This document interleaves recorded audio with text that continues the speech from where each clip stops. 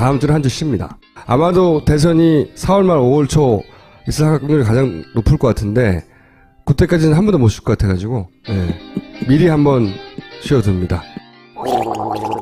엄마! 가글 했는데 입에서 뭐가 나왔어! 그거 올리덴탈 체크 가글이라 그런겨. 지금 쓰고 있는 가글 사용 후 확인해 보셨나요? 무색소, 무알콜, 무계면 활성제의 올리덴탈 체크 가글은 쉽게 나온 입안의 이물질을 눈으로 확인할 수 있습니다. 딴지마켓에서 판매 중입니다. 여기 제주도 특산물 섬오가피가 있습니다. 이것을 찾아 수월봉 절벽을 오르다 죽었다는 누이 때문에 동생 노꼬가 한없이 눈물을 흘리기도 했다는 섬오가피. 그래서 담그지 않고 뿌리를 직접 발효시켜 만들었습니다. 무살균 고품격 생주 노꼬의 눈물. 인터넷 검색창에 토양을 검색해보세요. 명절 선물로도 좋습니다.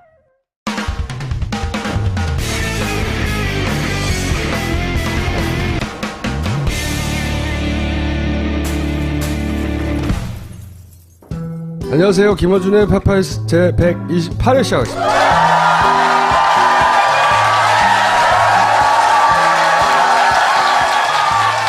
지난주에 이어 상징적인 사진.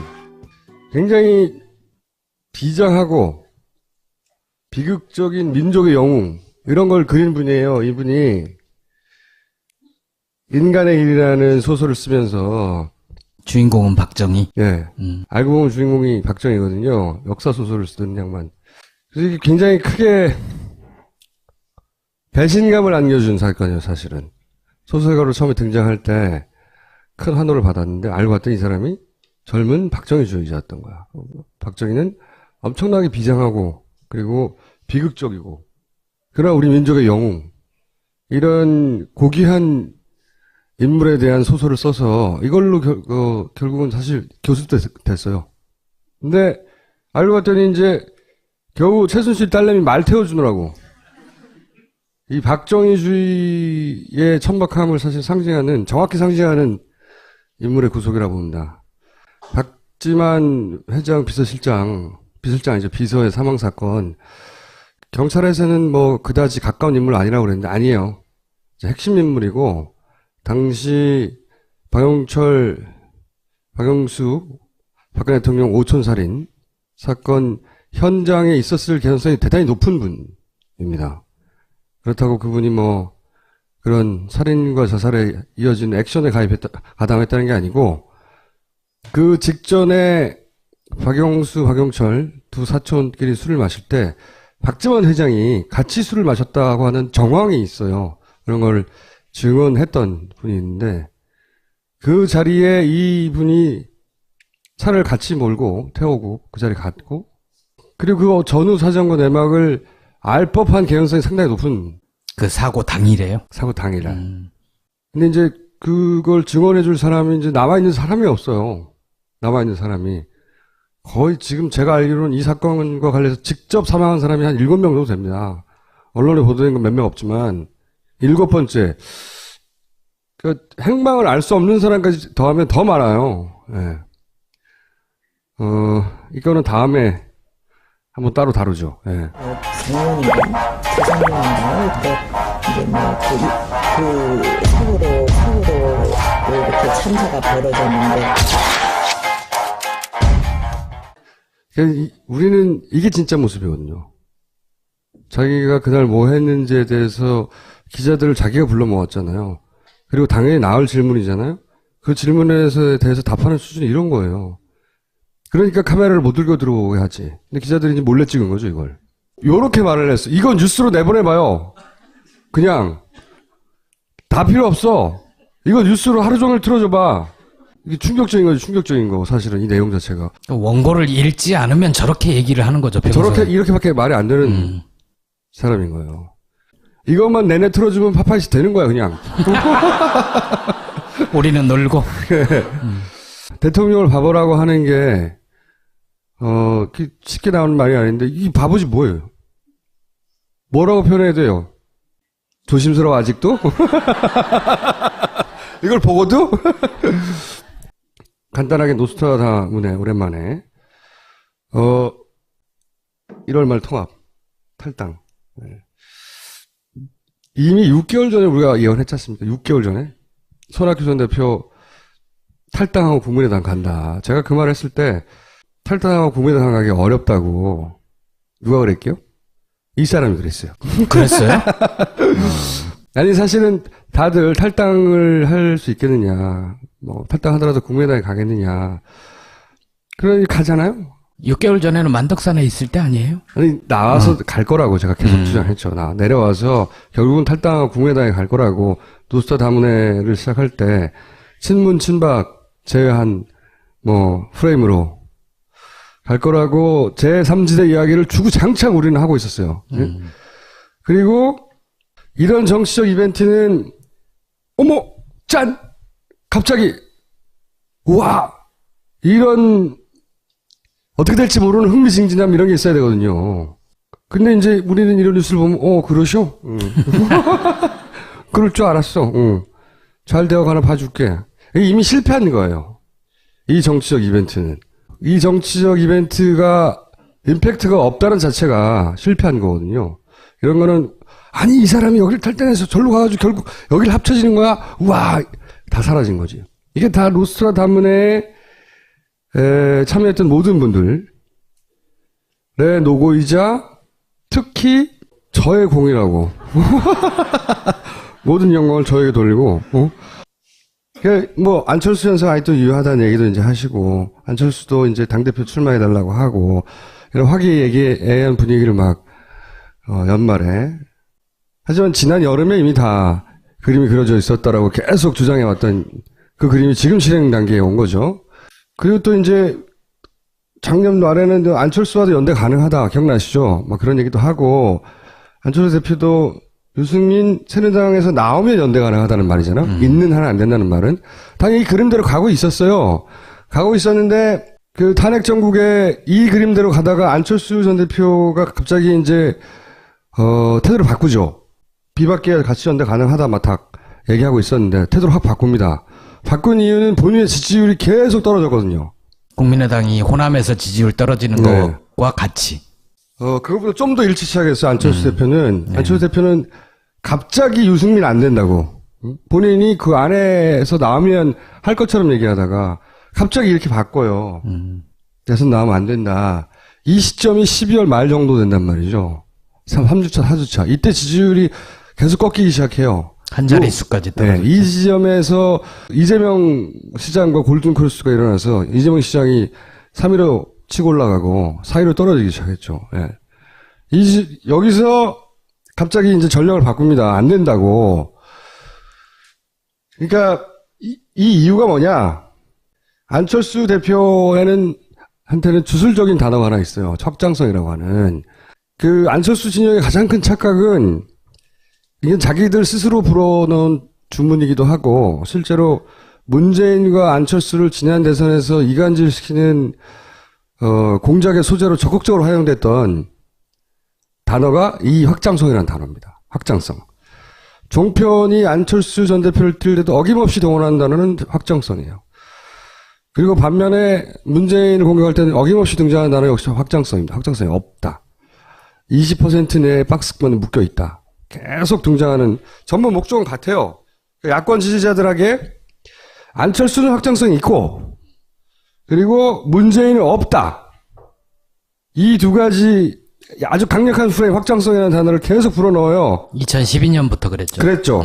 그러니까 의식 무의식적으로 사실은 야권 지지자들한테 이런 프레임을 만들어 집어넣고 그게 성공적이었어요.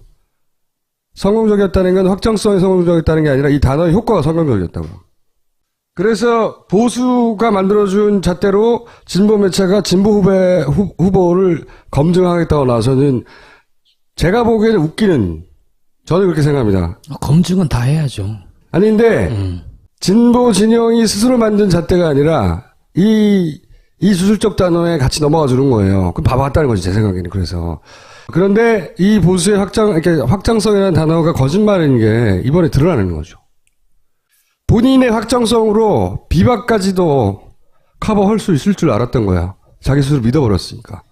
근데 실제로는 정반대인 거예요. 비박과 연대하려고 하는, 혹은 새누리당과 떨어져 나온 세력과 연대하려는 그런 포지션을 취하지 안철수의 지지율은 지속적으로 떨어집니다. 그게 이제 본인의 주술에 자신이 넘어간 거예요. 그 던져준 덕에. 아직도 이걸 붙들고 있을 거라고 저는 생각하는데, 그렇지만 이 국민의당 호남계는 그거하고 상관없이 이제 그 비방하고 붙어야 그게 유일하게 이번 대선에서 자기 존재감을 드러낼 수 있거든요. 안 그러면 국민의당은 대선 이후에 사라질 수도 있어요. 진짜. 그 얘기를 했죠. 정동영 전 대표가 네. 대선 그래요. 이후에 국민의당은 소멸할 수 있다. 안타까움을 느낀다. 이런 식의 표현을 썼었죠. 당연해요. 본인들이 역할을 못하면 지역당의 한계는 스스로 자명하기 때문에 사라질 수 있거든요. 사라질 가능성이 대단히 높죠. 그러니까 여기서는 다른 방법이 없는 거예요. 비박도 붙고 뭐 손학규도 붙고 다 붙어야 돼. 몸집을 최대한 키워야 되는 거지. 그러니까 이제 안 따지는 거예요. 저기 새누리당 출신이든 뭐 안 따져 그냥. 근데 안철수는 그렇게 해서는 자기 미래가 없는 거예요. 당연하죠. 스스로 확장성이라는 주술에 스스로 걸려 있었고 이게 열심히 진보 매체도 이걸 가지고 문재인을 때렸는데 근데 문재인은 지금 30% 넘어가는 걸? 점점? 안철수 자꾸 떨어지고 이 가짜거든요. 이 프레임은. 이게 이제 결정적으로 본인이 위기를 느끼고 본인 후보를 냈죠. 원내대표에서. 본인의 김성식 자기 개파라고 할 수 있는데 져버렸어. 그것도 원사이드하게. 그러니까 최소한 비등비등하거나 이길 줄 알았는데 져버린 거예요. 원내대표는 의원들이 뽑으니까. 그러니까요. 져버린 거죠. 져버리자 그 어떤 발판이 없어진 거예요. 발판이. 그러니까 당내 주류는 이제 비박하고 붙어야 된다고 하고 자기는 비박하고 과거에는 붙어서 자기 확장성을 입증해 줄 줄 알았는데 자기가 비박하고 붙는 순간 자기가 표방했던 새정치나 또는 야권 그 일부 지지자들이 안철수에게 느꼈던 기대감이 사라지거든. 그러면 존재감이 사라지게 되는 거예요. 실제로. 그러니까 그 붙을 수가 없는 거예요. 그러면 남은 선택은 뭐냐?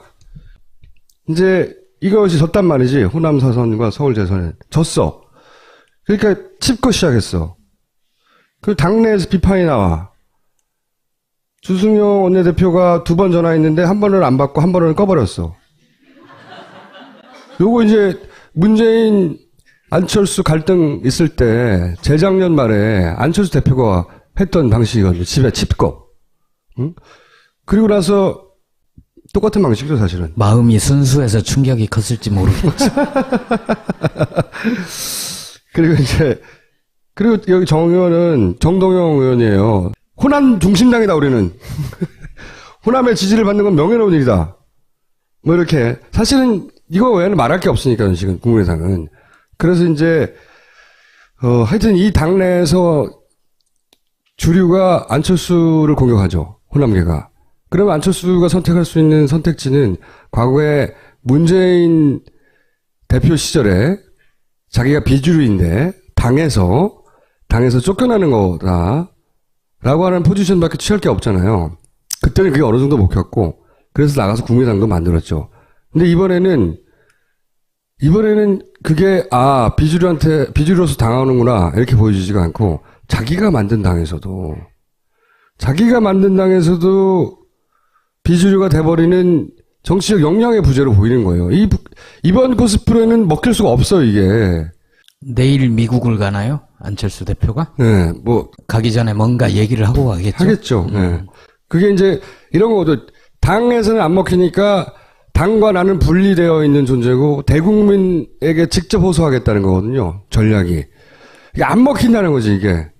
그러니까 구호는 새정치인데 사실은 민주당에서 제일 정치를 오래 한 사람들하고 손을 잡는 순간부터 예견된 일인데 본인들만 몰랐던 거죠.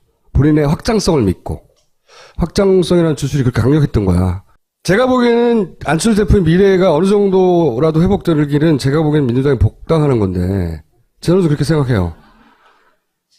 과거의 정리를 생각해서 제가 조언 드리면 이런 말을 해봐야 뭐 그게 들릴 리도 없고 저는 미친놈이고 다 저기 민주당 그 위안이라고 하는 말이라고 들리겠지만 저도 그렇게 생각합니다. 먼 훗날에 이정표가 되라고 일단 말을 해둡니다. 될 리가 없지만 복당하는 일이 유일한 길이라고 저는 봐요. 자, 남은 건 뭐냐 그러면 변수는 안철수 변수는 굉장히 약해졌다. 어쩌면 손학규한테 지지율이 역전될 수도 있어요. 손학규가 거기 들어가는 순간 잽싸게 하고 확 들어가는 거거든 지금. 저는 그렇게는 안 될 것 같아요. 호남에서의 지지율은 손학규가 역전할 수도 있다고 저는 봐요. 이번에. 근데 이제 10명을 데리고 가느냐, 혼자 달랑 가느냐. 거기에 큰 차이가 있겠지만, 10명 절대 안 간다고 보고요. 미쳤어요. 그럼요. 미치지 한 명 않은- 갔잖아요, 한 명. 일단 한 명 무소속 네. 탈당에 있죠. 그분은 네. 가겠죠, 당연히. 이찬열 의원. 네. 10명은 말도 안 되고요. 한 명 플러스 한 명? 한 명도 전 쉽지 않다고 봅니다. 10명이 아니라. 근데 어쨌든, 2명이라도 달고 들어가야 본인이 이제 입지가 생기니까, 10명이라고 일단 뻥을 친 거죠. 뻥입니다. 뻥이고, 본인의 바람인 거죠. 남은 변수는, 제가 보기엔 반기문이 누구가 손을 잡냐 밖에 안 남았어요. 실제로 선거판을 크게 좌우지할 변수는 이거라고 보는데, 원래는 박근혜 쪽과 붙으려고 하다가 거기가 쫄딱 망하니까, 그렇다고 국민의당에 가려고 했더니 거기 너무 작고 그 호남 지역당이라는 이미지가 너무 강하고 말이 갈 데가 없잖아요. 이 양반이 손을 잡을 때는 한 사람밖에 없어요. 누구? 이 사람. 저는 이명박 대통령이 뒤에 있는 세력과 손을 잡을 거라고 봐요. 그게 이제 비박계 일 가능성이 높다라고 이제 개혁보수신당이라고 불리는 생각하는데, 어쨌든 손잡을 사람이 두 사람밖에 없잖아. 현직 대통령이나 전직 대통령 정도 돼야 되는데, 세력은 이쪽은 죽었고 이쪽은 살아있으니 힘이 있다고 보여지니 여기랑 손 잡지 않겠냐. 잡으면 땡겼죠, 우리는. 잡았다고 보여지는 순간, 네. 그런 직원은 되게 많아요. 굉장히 많은데, 한 번에 나중에 총 정리하죠. 그냥 어디든 들어가도 누구 손을 잡든 현재 있는 지지율을 또 까먹을 거예요. 근데 이제 이런 세력들이 초반에 손을 잡을 때 이렇게 이벤트를 만들어서 띄워주려고 하겠죠. 그 전에 우리는 노스트라 다운해가 있잖아요. 열심히 이렇게 될 거야 하면 또 김 빠집니다. 네. 본격 직장인 드라마 공생 대리운전 편. 부장님, 가볍게 한잔 하시죠. 나 차 가져왔는데. 아유, 착한 콜 대리운전이 있잖아요. 부를 때마다 500원이 기부되는 착한 콜. 딴지가 기부 내역을 검증한 착한 콜 1800-9998. 대리운전도 믿고 맡기세요. 꽃배달은 1800-9222. 퀵서비스는 1800-9668로 착한 콜 하실 수 있습니다. 야근, 술, 담배 연기, 지쳐버린 내 피부. 싫어. 영양이 넘치는 그것이 필요해. 90% 유기농 발효 원액으로 흡수가 빠른 미와수 유기농 오곡 발효 화장품. 유기농 발효 곡물이 느껴진다. 촉촉하면서도 뽀송한 미와수. 딴지마켓에서 판매 중이었네.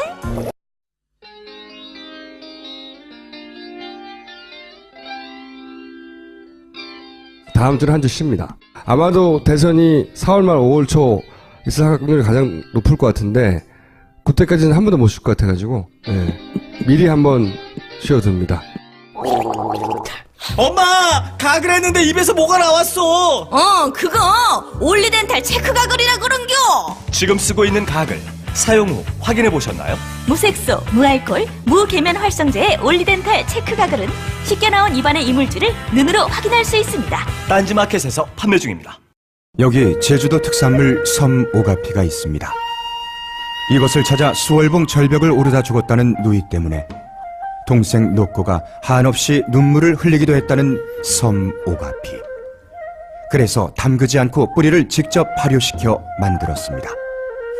무살균 고품격 생주, 노꼬의 눈물. 인터넷 검색창에 토양을 검색해보세요.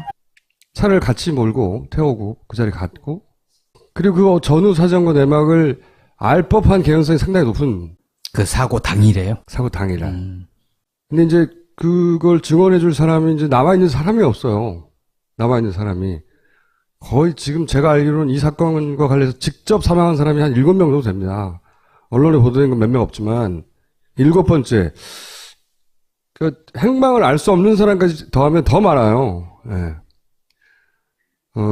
이거는 다음에 한번 따로 다루죠. 예. 작년인가 재작년인가 그때 이제 그 사고로 이렇게 참사가 벌어졌는데. 그러니까 우리는 이게 진짜 모습이거든요. 자기가 그날 뭐 했는지에 대해서 기자들을 자기가 불러 모았잖아요. 그리고 당연히 나올 질문이잖아요. 그 질문에 대해서 답하는 수준이 이런 거예요. 그러니까 카메라를 못 들고 들어오게 하지. 근데 기자들이 이제 몰래 찍은 거죠, 이걸.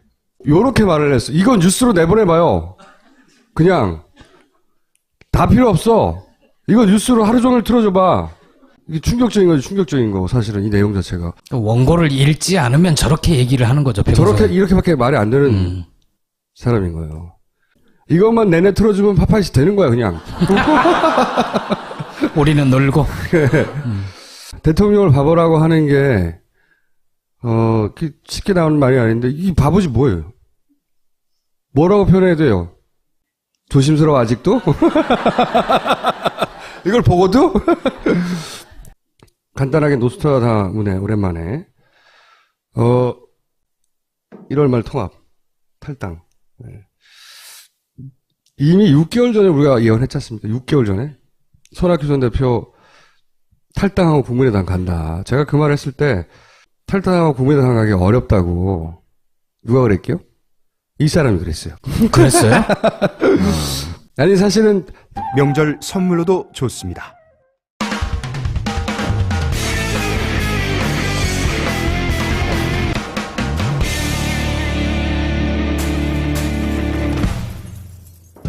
안녕하세요. 김어준의 파파이스 제 128회 시작하겠습니다.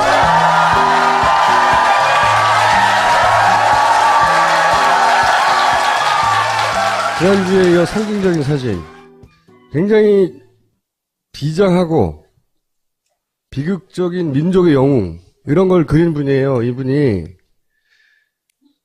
인간의 일이라는 소설을 쓰면서 주인공은 박정희. 예.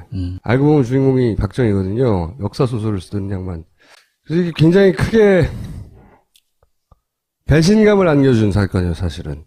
소설가로 처음에 등장할 때 큰 환호를 받았는데 알고 봤더니 이 사람이 젊은 박정희주의자였던 거야. 박정희는 엄청나게 비장하고 그리고 비극적이고 그러나 우리 민족의 영웅. 이런 고귀한 인물에 대한 소설을 써서 이걸로 결국은 사실 교수됐어요. 근데 알고 봤더니 이제 겨우 최순실 딸내미 말 태워주느라고 이 박정희주의의 천박함을 사실 상징하는 정확히 상징하는 인물의 구속이라고 봅니다. 박지만 회장 비서실장이죠. 비서의 사망 사건. 경찰에서는 뭐 그다지 가까운 인물 아니라고 그랬는데 아니에요. 핵심 인물이고 당시 박영수 박근혜 대통령 오촌살인 사건 현장에 있었을 개연성이 대단히 높은 분입니다. 그렇다고 그분이 뭐 그런 살인과 자살에 이어진 액션에 가담했다는 게 아니고 그 직전에 박영철 두 사촌끼리 술을 마실 때 박지원 회장이 같이 술을 마셨다고 하는 정황이 있어요. 그런 걸 증언했던 분이 있는데 그 자리에 이분이